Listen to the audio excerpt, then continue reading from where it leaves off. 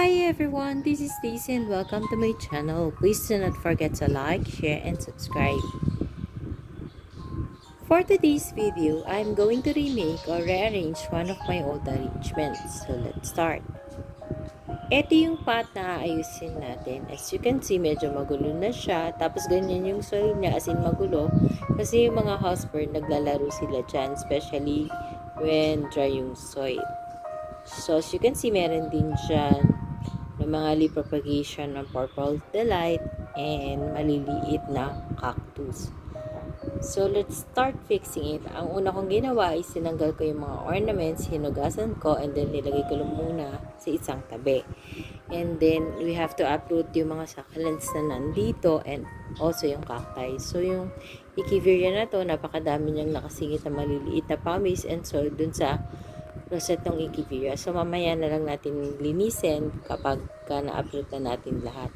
So, since may maliliit na cactus, we have to use tong kasi para hindi tayo matusok ng mga tinik.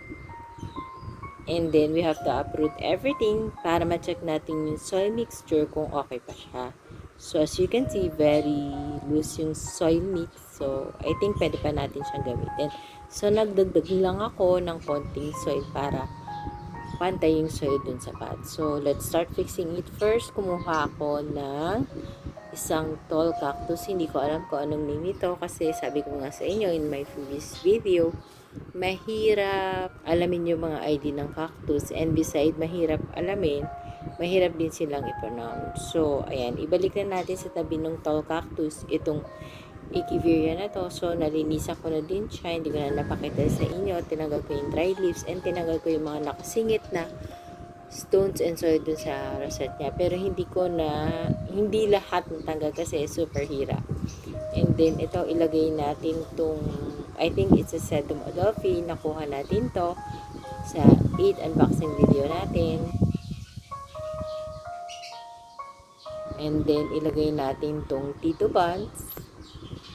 Yung Tito Buns, mahaba yung stem niya. So, perfect siya dun sa tabi ng tall cactus. And then, we have this Echeveria Blue Clouds na medyo mahaba din yung stem. So, at first, I plan to put it beside or in front of the Sedum Adolphi. Pero, nagbago yung isip ko. Inilipat ko siya sa kabilang side. Kasi pag gumagawa ako ng succulent arrangement na video, hindi naman ako nagtitake two. Meaning, isang take lang yung ginagawa ko. I do not make the arrangement and then tatanggalin ko ulit. Then, gagawin ko para lang i-video. So, parang on the spot siya, although hindi siya live, on the spot ko siya ginagawa. So, pag in-upload ko, bibidyoan ko na yon. So, taka ako mag-iisip kung ano ba arrangement ang gagawin ko. At kung ano yung mga succulent na ilalagay ko. So, one take lang talaga yung ginagawa ko. Kasi wala rin naman ako maraming oras para gumawa ng mga ganitong arrangement. Although binibigyan ko yung sarili ko ng time since it is my stress reliever. Kaya binibigyan ko talaga ng time at least 2 hours a day yung paggawa ng succulent arrangement pag hindi talaga ako sobrang busy. As you can see in the video, nilipat ko na nga yung Echeveria Blue Cloud sa kabilang side kasi sa tingin ko mas bagay siya doon. Tapos yung palang soil mixture na ginamit ko dito, sa mga hindi pa nakakaalam or sa mga gustong malaman, it is 50% pumice stone and 50% loam soil.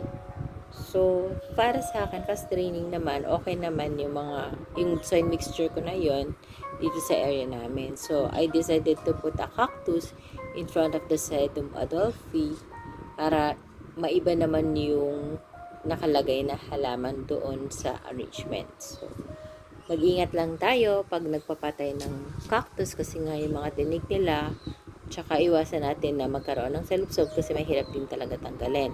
And in this arrangement, I'm going to use red sand as a top dressing.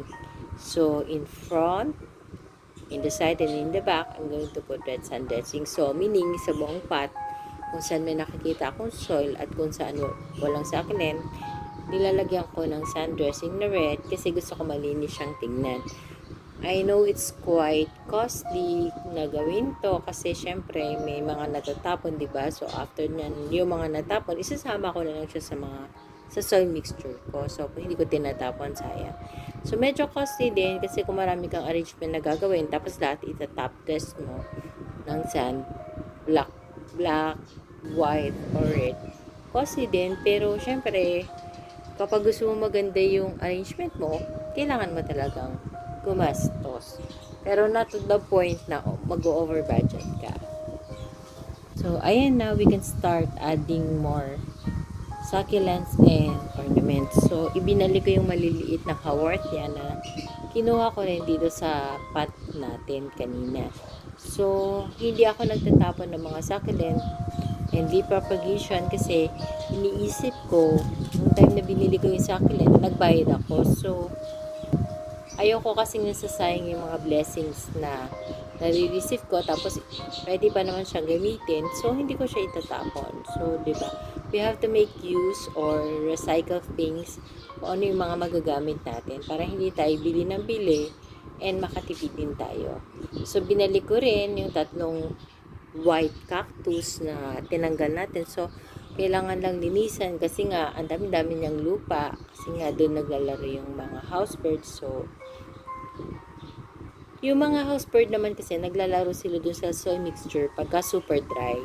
So, ang ginagawa ko to prevent yung housebird na hindi nila paglaruan, binabasa ko yung soil mixture. So, pero syempre, hindi naman pwedeng palagi ko siyang basahin kasi 'di ba ayaw nga ng succulents ng maraming tubig. So, wala akong choice. Hindi ko rin sila pwedeng bantayan 24 hours para paalisin din yung housebird. So, hinahayaan ko na lang. Eventually din naman, darating yung time na kailangan mo talagang i-rearrange yung mga succulent arrangement mo. Kasi hindi naman yan mamimaintain ng ganun kaganda talaga throughout the year.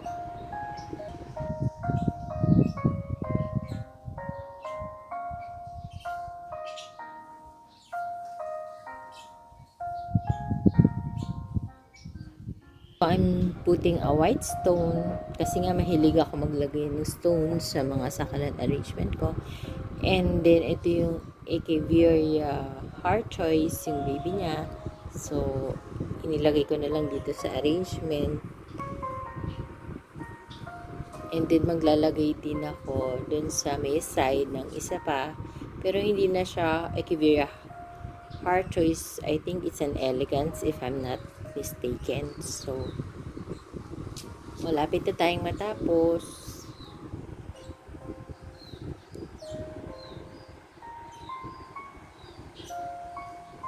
So, brush lang. So, ilagay na natin yung praying angel natin.